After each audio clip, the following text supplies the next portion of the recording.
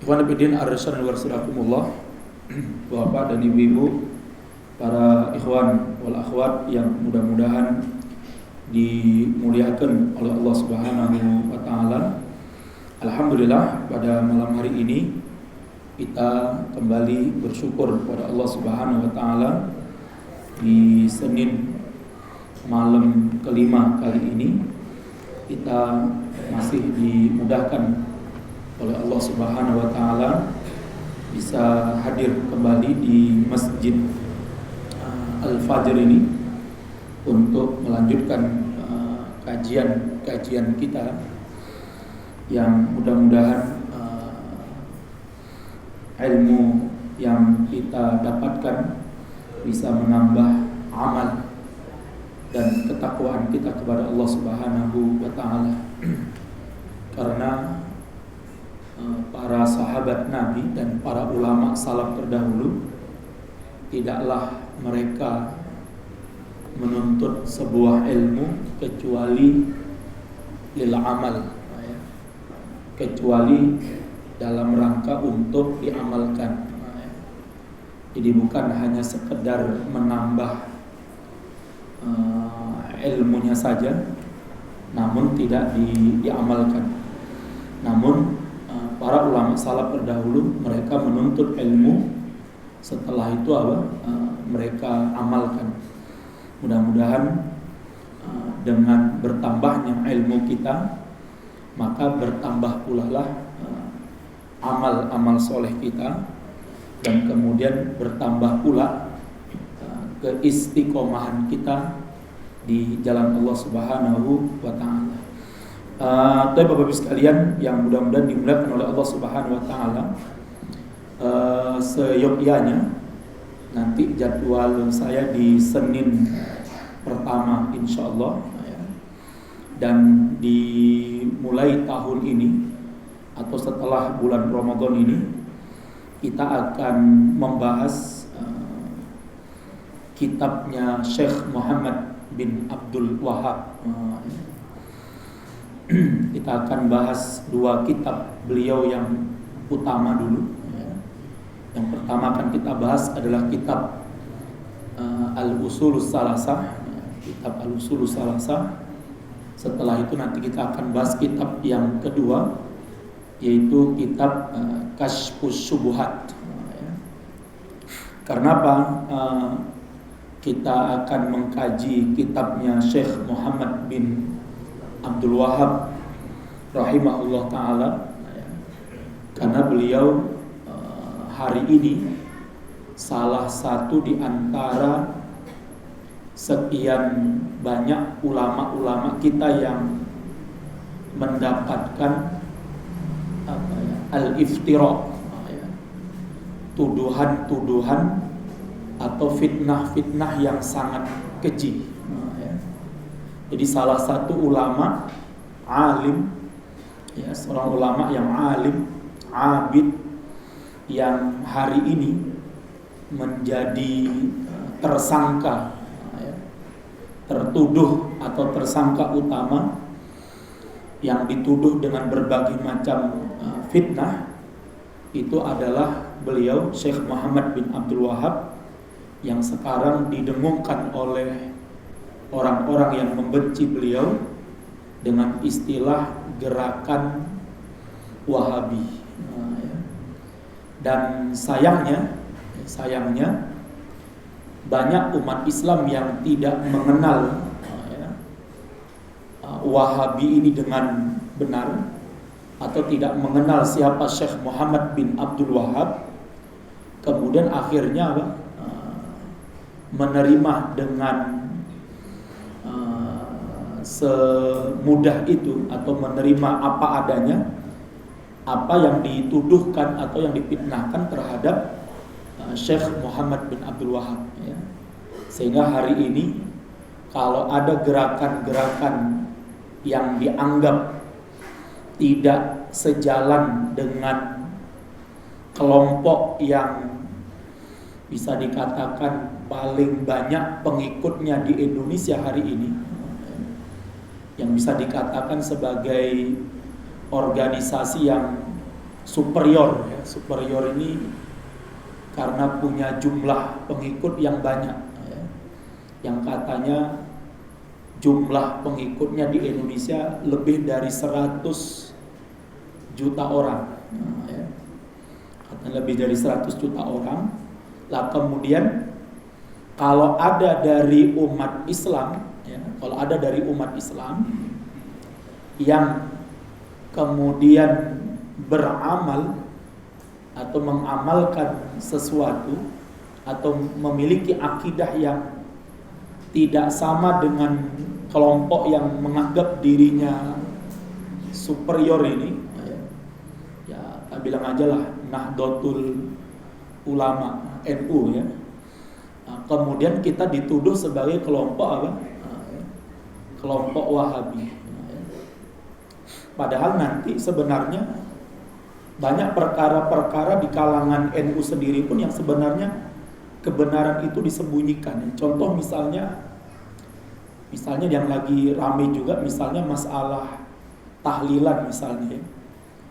Kan hampir ya, mayoritas kiai-kiai di NU dan orang-orang yang hari ini berintimak ya, bergabung dengan NU itu selalu menyuarakan bahwa mereka yang membid'ahkan tahlilan itu adalah Wahabi, musuhnya Ahlus Sunnah wal Jamaah, kelompok radikal.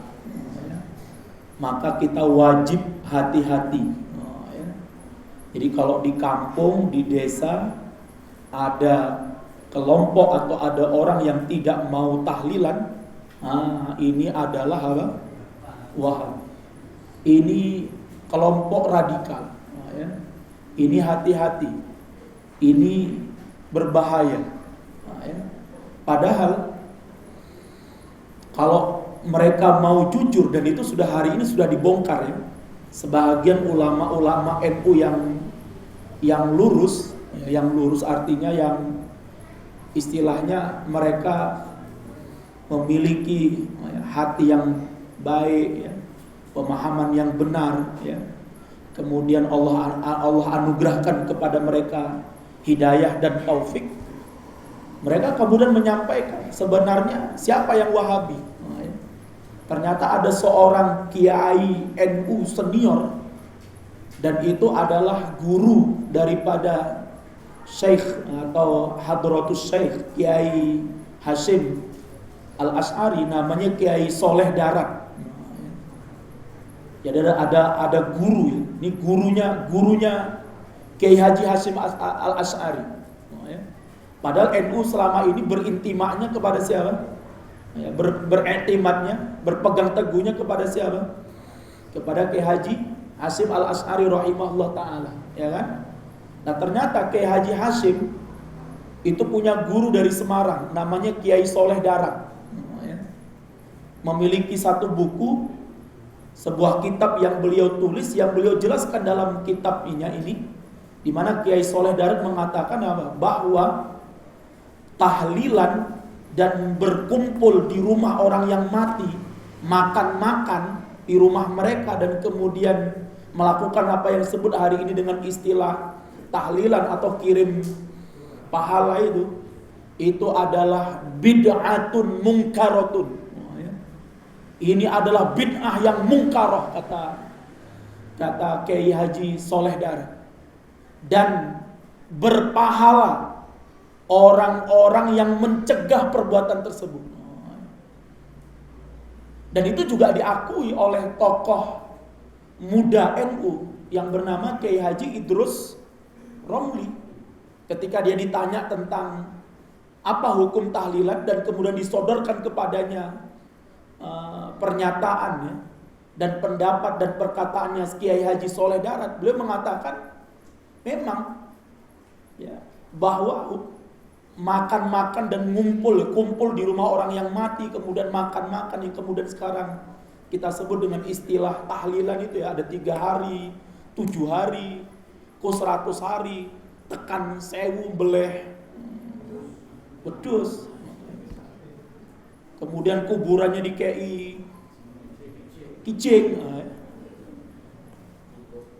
Itu benar kata Kiai Haji Idrus Romli, itu memang bid'ah mungkaroh, dan itu memang merupakan daripada pendapat daripada gurunya Kiai Haji Hasyim Asy'ari, yaitu Kiai Soleh Darat. Dan siapa yang mau berani menyalahkan Kiai Haji Soleh Darat? Coba, nggak ada.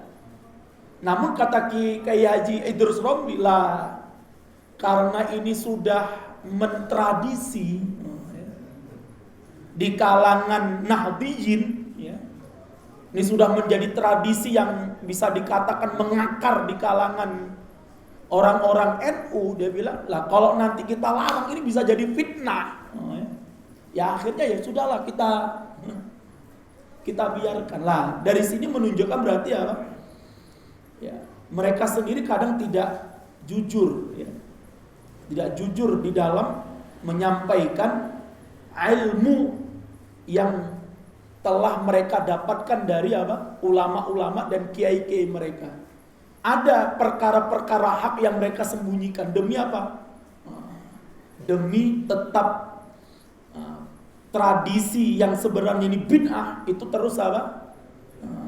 Terlaksana, terus berkembang.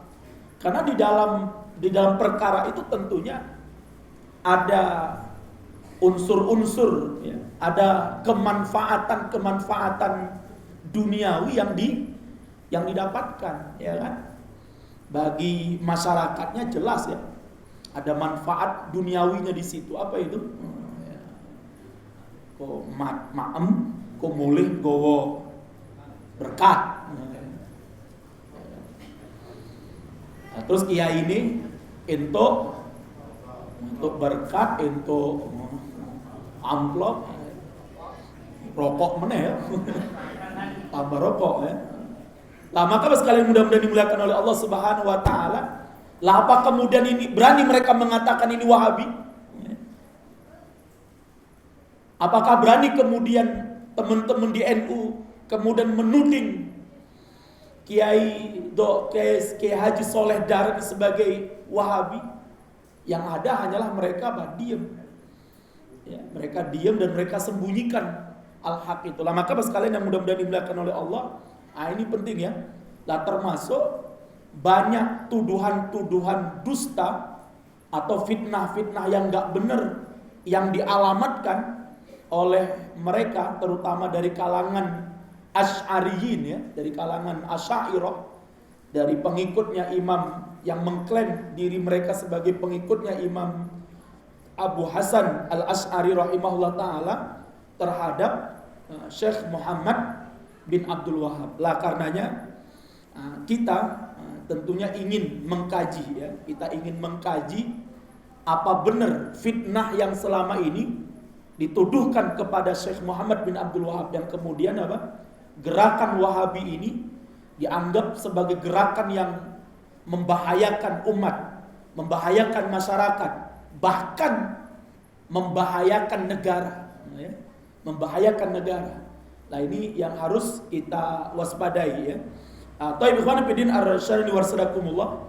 Jadi kitab yang pertama yang akan kita bahas adalah kitab beliau yang ini menjadi, jadi kalau pelajaran akidah itu, jadi nanti bersama saya kajiannya akidah, dan kitab awal, ya, kitab ibtida'nya, ya, lil mubtadi'in, kita sebagai pemula ini, jadi mengkaji ilmu itu harus diawali dari yang bawah dulu, ya. Kita nggak langsung tiba-tiba lompat, ya, nggak mungkin, ya. Antum masuk sekolah tiba-tiba kelas 6 SD, ya kan? Kecuali kalau nyogok, ya. Tapi kita mulai dulu dari awal, ya. Dan ini adalah kitab yang dianjurkan oleh banyak para ulama, dan buku ini atau kitab ini atau buku yang kecil ini sudah banyak disyarah oleh para ulama, apa yang disebut dengan istilah 3 landasan pokok, ya, 3 landasan pokok dan dalil-dalilnya, ya. Al-usulus salasah wa adillatuha. Al-usulus salasatu wa adillatuha. 3 landasan pokok beserta dalil-dalilnya. Ikhwan fillah ar-rasyidin warsadakumullah. Sebelum kita masuk kepada pembahasan kitab ini ya secara terperinci, perlu dipahami bahwa Syekh Muhammad bin Abdul Wahhab rahimahullah taala ya, lahir tahun 115 Hijriah. Ya. Lahir tahun 1115 Hijriah ya. Ini sekitar tahun 1700-an Masehi. Ya. Jadi Syekh Muhammad bin Abdul Wahhab itu lahir sekitar tahun 1700-an Masehi atau 1115 Hijriah dan meninggal dunia tahun 1206 Hijriah. Jadi beliau berusia sekitar 96 ya, sekitar 99 tahun ya. Jadi usianya Syekh Muhammad bin Abdul Wahhab ini lebih kurang sekitar berapa? Seratusan ya, hampir 100 tahun usia beliau, dan beliau adalah ulama yang diakui oleh banyak para ulama sebagai ulama yang gigih ya di dalam meluruskan akidah ya at-tauhid yang ada di negara atau di negeri Hijaz ya. Dan dulu pernah saya sebutkan bahwa Syekh Muhammad bin Abdul Wahhab rahimahullah taala tertuduh sebagai ulama yang memberontak kepada pemerintahan yang sah pada masa itu, yaitu Daulah Turki Utsmani ya. Dan ini yang selalu sering dibawa oleh mereka yang anti terhadap Syekh Muhammad bin Abdul Wahhab, sehingga nanti selalu digiring ya bahwa orang-orang yang anti kepada pemerintah ya, yang tidak suka dengan pemerintah yang sah ya, ini adalah kelompok gerakan apa? Wahabi ya. Nah, ini yang harus kita luruskan ini ya. Padahal ikhwani fiddin arsyad warsadakumullah, sebelum Syekh Muhammad bin Abdul Wahhab pun itu banyak ulama-ulama yang sebenarnya tidak yang sebenarnya pada masa itu juga banyak mengkritisi pemerintahan Turki Utsmani ya. Bahkan sebelumnya juga, kalau kita baca nanti eranya Abbasiyah misalnya, bagaimana era Abbasiyah itu yang dipimpin oleh keturunannya Ahlul Baitnya Rasulullah, yaitu Muhammad bin Ali ya. Muhammad bin Ali bin Abdullah bin Abbas. Nah, ini penting ya. Kita bicara tentang Ahlul Bait Nabi ya. Jadi kalau kita berbicara tentang keturunan dan Ahlul Baitnya Rasulullah, itu tidak hanya dari keturunan Ali bin Abi Thalib. Dan ini yang saya lihat ada ada kekeliruan atau ada kesalahan yang selama ini dilakukan oleh banyak para habaib ya. Ini lagi ramai sebenarnya di Indonesia ini ya. Karena beberapa waktu yang lalu ada seorang kiai dari Tangerang namanya Kiai Imaduddin. Dia menantang mereka-mereka yang hari ini ngaku-ngaku habaib dan mengklaim bahwa mereka ini sebagai anak keturunannya Rasulullah Sallallahu Alaihi Wasallam, untuk membuktikan apa benar mereka benar-benar keturunannya Rasulullah Sallallahu Alaihi Wasallam ya. Dengan dua cara, kata Kiai Imaduddin. Kiai Imaduddin juga dari NU ya. Jadi sekarang ini sesama pengklaim Ahlul Bait Nabi ini saling saling mengklaim, saling menuding, dan saling mengkritik, bukan sekedar mengkritik ya, saling menjatuhkan, saling merendahkan ya. Karena nanti ada sekelompok orang di Indonesia ini, dari Jogja itu ada namanya pengikutnya Gus Fuad Pleret ya. Gus Fuad Pleret ini mengklaim bahwa dia adalah muridnya guru Sakumpul, Dan guru sekumpul ini adalah secara nasab itu sampai kepada sahabat Hasan, kepada sahabat Husain bin Ali bin Abi Thalib radhiyallahu taala anhu. Yang kemudian Gus Fuad Pleret ini menyangsikan ya. Karena memang nanti ada beberapa ikhtilaf memang, dan itu tentunya bukan tugas kita ya. Nanti ada para ulama yang seharusnya menelusuri ya. Karena nanti mereka kemudian berselisih apakah anak keturunan Ahmad bin Isa, Ahmad al-Muhajir bin Isa, yang itu dianggap sebagai kakek moyang daripada para habaib di Indonesia, itu benar-benar punya anak yang namanya Abdullah atau Ubaidullah. Yang kemudian dari Ubaidullah bin Ahmad al-Muhajir bin Isa ini kemudian memiliki banyak anak yang kemudian sekarang anak keturunannya ini itu disebut sebagai para habaib yang nasabnya Ahmad bin Isa al-Muhajir ini sampai kepada Ja'far as-Shadiq atau Musa al-Kadim dulu, Musa al-Kadim bin Ja'far as-Shadiq, Ja'far as-Shadiq nanti ke atas sampai kepada sahabat Husain. Lah sayangnya para habaib di Indonesia ini tidak pernah memperkenalkan kalau Ahlul Bait Rasulullah itu bukan hanya keturunannya Ali saja. Para ulama salaf itu sepakat ya, Ahlul Bait dan keturunan Rasulullah itu ada 6 bagian. Satu, yang pasti itu adalah istri-istri Rasulullah Sallallahu Alaihi Wasallam. Ini yang pertama. Semua istri Rasulullah yang Rasulullah Sallallahu Alaihi Wasallam meninggal dunia dan mereka adalah istri-istri sampai Rasulullah meninggal dunia, atau istri-istri Rasulullah meninggal dunia belum dicerai oleh Rasulullah, maka mereka adalah Ahlul Bait Rasulullah Sallallahu Alaihi Wasallam. Ini sebagai bantahan terhadap sekte kufur Syiah yang mengeluarkan istri-istri Rasulullah dari Ahlul Bait beliau. Yang kedua, itu adalah anak-anak beliau, ya, anak-anak beliau. Jadi semua anak-anak Rasulullah Sallallahu Alaihi Wasallam dan anak dari anak-anak beliau ini semuanya adalah Ahlul Bait Rasulullah Sallallahu Alaihi Wasallam. Dan dulu pernah saya jelaskan ya, Rasulullah memiliki anak 7 orang ya, dari 2 istri beliau. Ya, yang pertama, Rasulullah memiliki anak dari istri yang bernama Ibunda Khadijah bintu Khuwailid. Rasulullah dapat anak 6 orang. 4 putri, 2 putra. Ya, 2 putranya namanya Qasim yang pertama, yang keduanya namanya Abdullah, yang diberi gelar juga dengan nama Thayyib atau Thohir.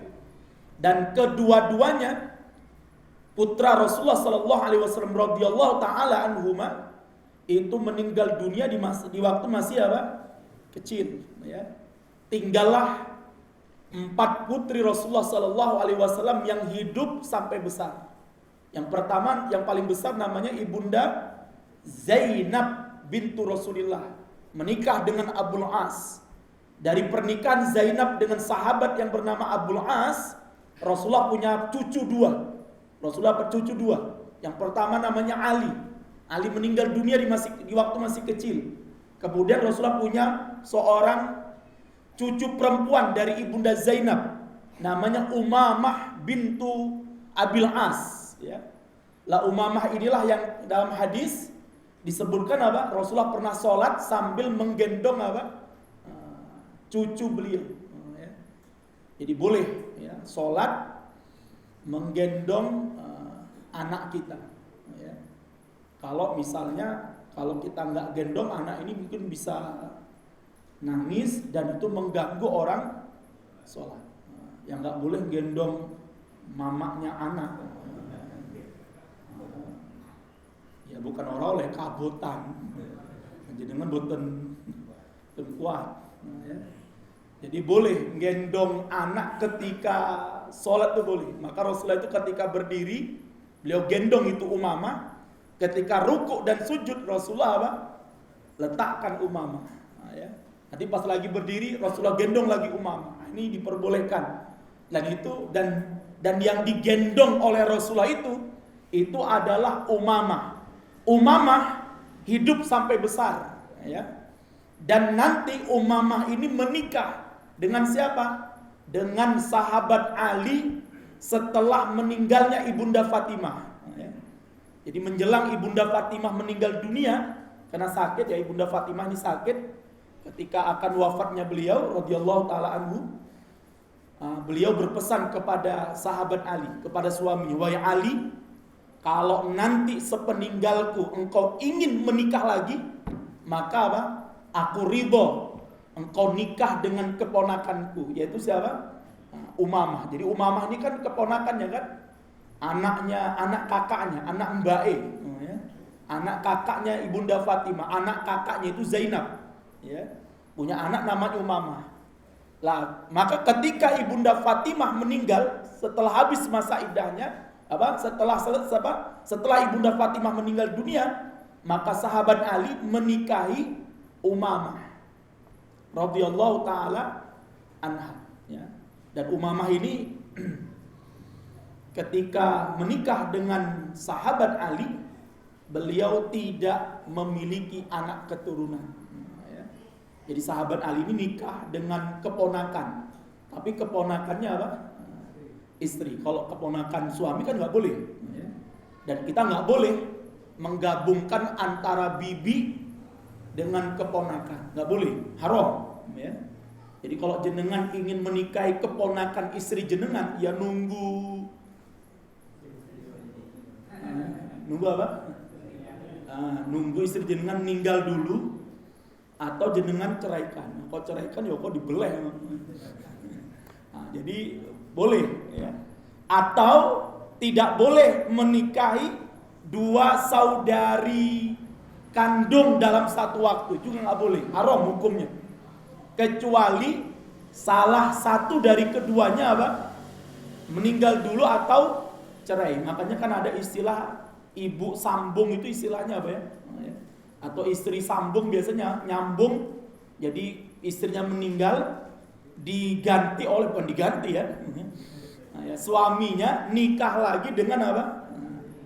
Dengan mbak istrinya atau adik istrinya, ya. Dan menggabungkan 2 atau 3 saudari kandung dalam satu waktu, hukumnya adalah haram. Dan pernikahannya tidak sah, sehingga itu perbuatan apa? Zina. Dulu saya pernah dengar, ya, benar atau tidak, dulu daerah Mayang itu ada juragan kayu jati dulu, ya, dari pintu pintu kereta itu dulu ke timur, ke barat. Dulu yang sekarang kalau nggak salah itu tempatnya sekarang yang berdiri Masjid Wisang Geni, ya. Kalau nggak salah dulu di situ tuh ada, kalau masih ingat ya, kalau saya nggak salah itu dulu ada perusahaan, ada rumah gede dulu situ. Katanya dulu pengusaha kayu jati, dan informasinya, ya, dia punya pesugihan katanya, ya, saya dapat informasi dari warga di situ. Lah pesugihannya apa? Punya istri 3, itu adik kakak semuanya. Jadi nikahin Mbak ku Adini, terus Adini meneh, terus Adini meneh mungkin, ya, papat. Nah, tapi setelah saya dengar itu bukan Islam, ya wes no. Bukan Islam, ya wes kan itu kan, ya. Kalau orang Islam ini wajib untuk diingatkan, ya. Jadi setan tuh nggak pernah nyuruh yang baik, ya kan? Setan tuh pasti ngarahkan yang kepada apa? Kepada yang buruk. Tapi benar atau tidak, wallahu a'lam. Dulu pernah saya dapat informasi seperti itu. Jadi tidak diperbolehkan menggabungkan apa? Ya, dua saudari kandung dalam satu apa? Dalam satu waktu. Maka sahabat Ali menikahi Ibunda Umamah setelah wafatnya Ibunda Fatimah.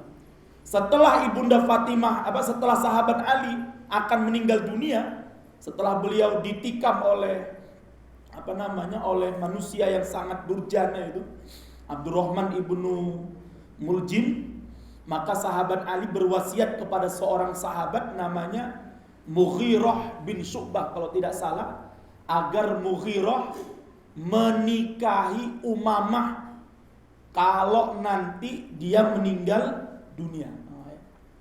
Padahal Mughirah bin Syu'bah ini Pak, sahabat yang paling dihina, yang paling dicaci maki oleh Syiah.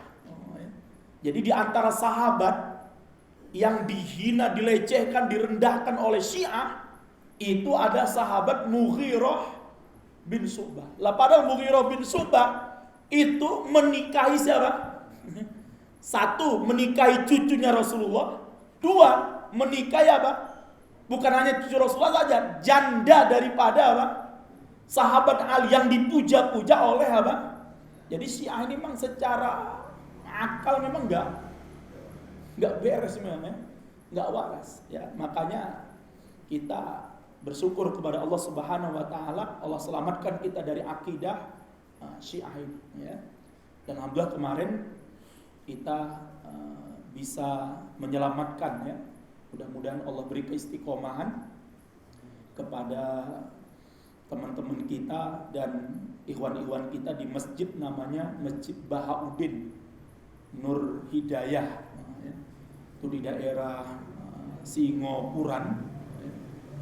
Yang mana tanah masjid ini adalah wakaf daripada Dewan Dakwah ya. Dewan Dakwah. Dan dulu masih hidupnya Allahumerham Ustadz Aris Munandar.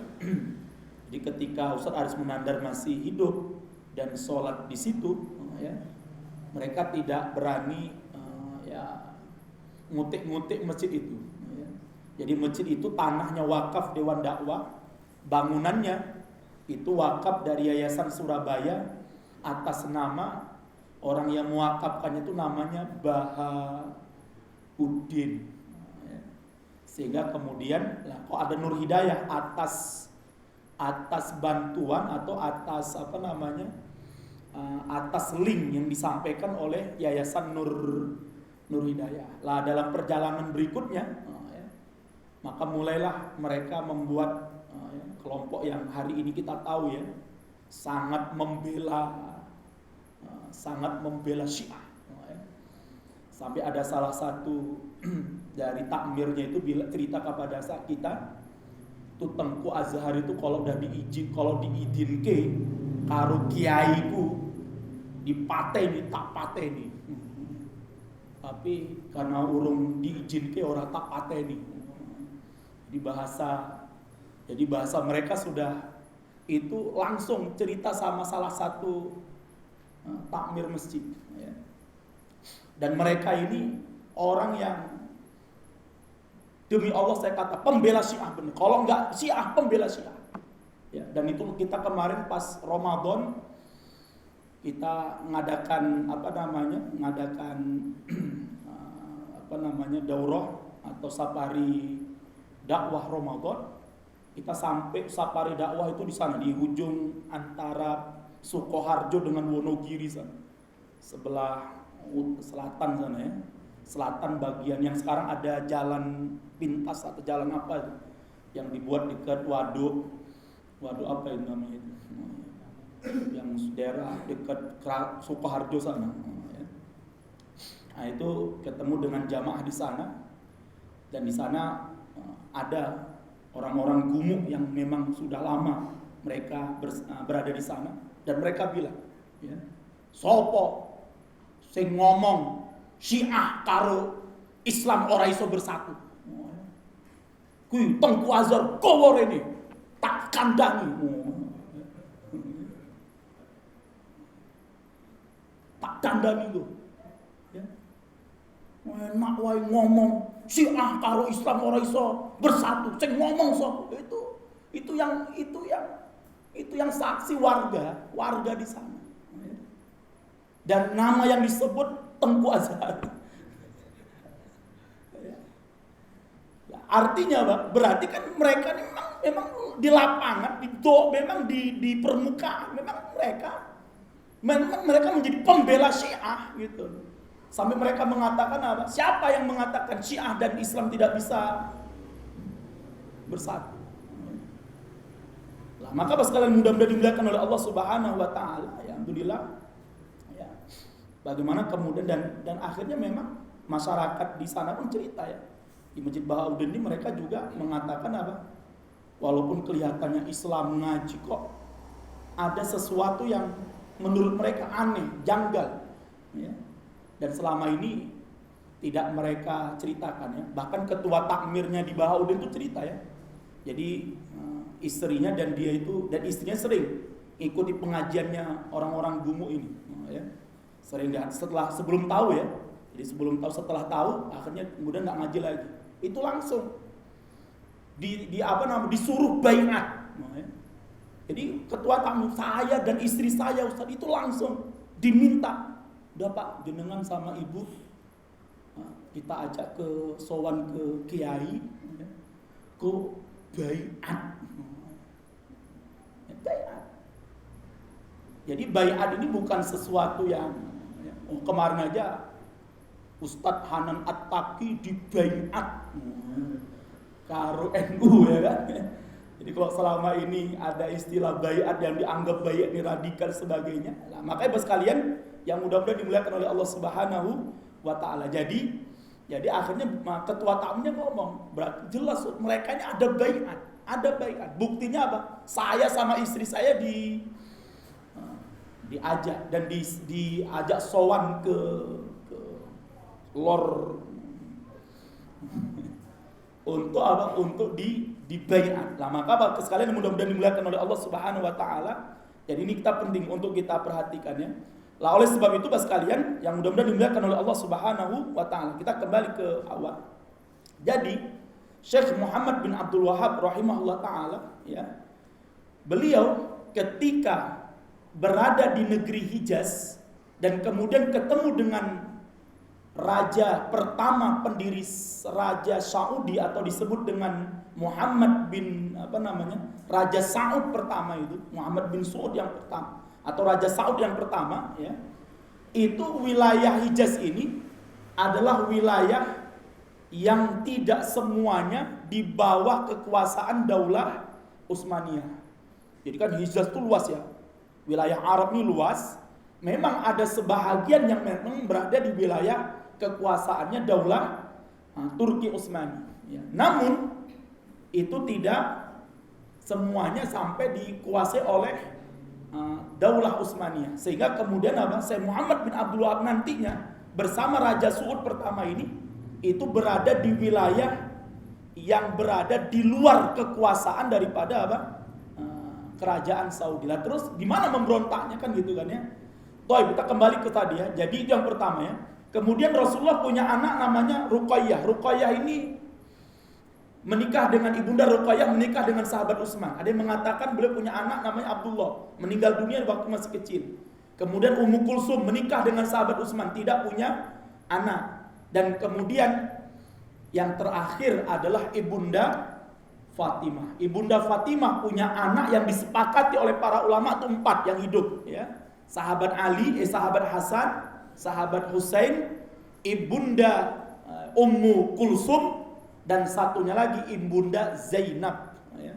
Adapun putra sahabat Ali dari ibunda Fatimah yang bernama Muhsin, ini diperdebatkan oleh para ulama. Ada yang mengatakan Muhsin meninggal dunia di dalam kandungan, ya, keguguran. Nah, kemudian dituduh yang membuat ibunda Fatimah keguguran itu karena ditendang oleh sahabat Umar perutnya. Jadi tuduhan Syiah ini sangat dusta dan sangat nista sekali. Taib ya. Ibunda Ummu Kulsum menikah dengan sahabat Umar, dapat anak namanya Zaid bin Umar. Ya, ingat ya. Jadi Ummu Kulsum putrinya sahabat Ali dinikahkan oleh sahabat Ali dengan sahabat Umar. Ya. Dan punya cucu. Jadi sahabat Ali punya cucu dari sahabat Umar. Namanya siapa? Zaid bin Ali. Kemudian meninggal dunia bersamaan dengan ibunya ya. Ada yang mengatakan Zaid bin Ali ini dibunuh dan ibunya dalam keadaan sakit dan akhirnya meninggal dunia. Kemudian ibunda Zainab itu menikah dengan sepupunya namanya Abdullah bin Ja'far ya, bin Abi Thalib ya. Jadi sahabat Ja'far punya anak namanya Abdullah. Lah Abdullah menikah dengan ibunda Zainab, ya, dengan ibunda Zainab bintu Ali radhiyallahu taala anhu. Wallahu alam apakah punya anak ataukah tidak, ya. Lah kemudian ibunda Fatimah dari anak yang bernama Hasan dan Husain, inilah yang punya anak apa? Turun temurun sampailah di era kita hari ini yang kemudian kita kenal ada namanya gelarnya apa? Habaib, Sayyid, Syarif dan sebagainya. Wallahu a'lam bishawab. Kemudian yang ketiga, ahlul baitnya Rasulullah itu adalah anak keturunannya Abbas. Nah, ini penting ya. Jadi Abbas bin Abdul Muthalib, maka anak keturunannya itu adalah ahlul baitnya Rasulullah sallallahu alaihi wasallam. Ahlul baitnya Rasulullah sallallahu alaihi wasallam. Ya. Nah, bisa jadi Pak, hari ini yang sampai ke kita di Indonesia ini bukan anak keturunannya sahabat Ali saja, bisa jadi anak keturunan siapa? Sahabat Abbas, tapi nggak populer, nggak apa namanya, ya, nggak masyhur, ya. Karena yang masyhur itu ahlul bait Rasulullah itu dari sahabat Hasan dan Husain. Oh, sahabat Hasan dan Husain ini ya, ini mungkin kalau dihitung jumlahnya mungkin di Indonesia mungkin banyak, ya, keturunannya ini, ya. Nah, bisa jadi mungkin di antara kita pun ada, Pak. Ya, tapi kan kita nggak sadar gitu ya. Ya, nggak sadar mungkin nenek-nenek kita dulu, ya. Kita kan nggak hafal nenek kita kan. Hafal nggak kira-kira? Ya, bisa jadi, Pak, ya. Kita yang hidup di Jawa ini, ya, bisa jadi ada mungkin di antara kita ini yang mungkin dulu punya nenek yang nenek kita bersambung sampai kepada siapa? Sahabat Ali, ya. Tapi karena kita nggak pernah menulis nasab itu, tidak sebagaimana orang Arab, ya. Orang Arab itu kan dibukukan, dituliskan, ya. Sudah akhirnya apa? Kita nggak tahu kan gitu kan, ya. Jadi anaknya Abbas, ya. Maka nanti pendiri Abbasiyah itu ahlul baitnya Rasulullah SAW, itu Muhammad bin Ali bin Abdullah bin Abbas, ya. Kemudian siapa lagi anak ahlul baitnya Rasulullah? Ahlul bait Rasulullah setelah Abbas, anak keturunan Abbas adalah anak keturunannya Ja'far bin Abi Thalib, ya. Jadi anak keturunan Ja'far itu ahlul baitnya Rasulullah. Lah bisa jadi, Pak, anaknya Ja'far bin Abi Thalib ini banyak dan sudah menyebar kemana-mana. Lah bisa jadi ada di Solo ini, bisa jadi, ya. Tapi yang sopo, ya. Kemudian siapa lagi? Aqil namanya, ya. Anak keturunannya Aqil bin Abi Thalib. Jadi saudara kandungnya sahabat Ali yang menjadi ahlul baitnya Rasulullah itu apa? Anak keturunannya Ali, anak keturunannya Ja'far, dan anak keturunannya namanya Aqil. Aqil ini apa namanya? Aqil, ya, atau Ukail dia mengatakan namanya Aqil, ya. Ini saudara kandungnya sahabat Ali. Anak keturunannya itu semuanya adalah apa? Termasuk ahlul bait Rasulullah sallallahu alaihi wasallam. Sahabat Hamzah kenapa nggak masuk ahlul bait Rasulullah? Karena nggak punya keturunan, Pak. Ya, jadi para ulama sepakat sahabat Hamzah ketika terbunuh di perang Badar itu dalam keadaan belum menikah, sehingga tidak punya keturunan. Yang hidup, yang paman Rasulullah yang hidup sampai punya anak keturunan adalah sahabat Abbas bin Abdul Muthalib. Lah maka pas kalian mudah-mudahan dimuliakan oleh Allah, lah anak keturunan Rasulullah ini tidak maksum. Itu yang harus kita perhatikan, ya. Jadi anak yang maksum itu Rasulullah. Anak keturunan beliau tidak maksum. Maka apa? Bisa jadi ada yang sesat, bisa jadi ada yang salah, bisa jadi ada yang menyimpang. Itu ya namanya nggak maksum, kan? Namanya nggak maksum. Sehingga yang ahlul bait Rasulullah yang kita ikuti adalah ahlul bait Rasulullah yang selaras dengan Al-Quran dan As-Sunnah. Ini penting, ya. Yang gak selaras dengan Al-Quran dan As-Sunnah ya jangan diikutin, ya. Misalnya di Indonesia tuh namanya Habib Kribo, bener borah, pembela Syiah, ya. Kemudian pemuja apa namanya, melihara kire, ya. Misalnya ada lagi Habib-Habib yang Syiah itu, dulu kita dapat informasi dari Habib Ahmad bin Zain itu, semua Habib yang masuk Syiah, maka dia bukan lagi disebut sebagai apa? Habaib. Dia bukan lagi dari Habib, dia bukan lagi anak keturunan Rasulullah. Itu dulu fatwanya Habib Ahmad bin Zain Al-Kahfi. Yang kedua, lah kita tidak boleh berlebih-lebihan di dalam memuja para anak keturunannya siapa? Rasulullah Sallallahu Alaihi Wasallam. Rasulullah saja nggak boleh kita puja-puja itu, Pak ya. Kita kepada Rasulullah itu bukan memuja, bukan memuji. Kita kepada Rasulullah itu bersolawat. Yang pantas untuk dipuja, dipuji itu siapa? Allah Subhanahu wa Ta'ala. Rasulullah hanya kita beri apa? Selawat. Kita selawatin, bukan dipuja-puji. Apalagi memuji, menyanyikan Rasulullah. La tatruni, kata Rasul. Jangan kalian puji aku, jangan kalian berlebih-lebihan dalam memujiku. Sebagaimana orang-orang Yahudi berlebih-lebihan di dalam memuji, ya, sebagaimana orang-orang Nasrani berlebih-lebihan memuji siapa? Isa bin Maryam. Jadi jangan kemudian kita menganggap kalau nggak melu habaib orang bakalan mlebu surga. Ya, sampai kemudian jadi mania syekhir. Syekhir itu Habib Syekh. Dan kemudian apa? Bangga ya kalau sudah melu habaib ketoke ahlu surga. Ya ora melu habaib ketoke neraka ya. Ini berarti sudah berlebih-lebihan. Ya, maka yang kita ikutin kalau Habibnya selaras dengan Al-Quran, selaras dengan As-Sunnah, ya, karena nanti Pak, jenengan akan dapatkan Pak, orang-orang yang memuja-muja Pak, atau memuji-muji habaib ini, yaitu buat cerita-cerita yang nggak benar, ya kan? Dulu katanya Syekh Abdul Qadir Jailani pernah berantem dengan malaikat maut, nah, itu kan ngapusi, nggak mungkin ya.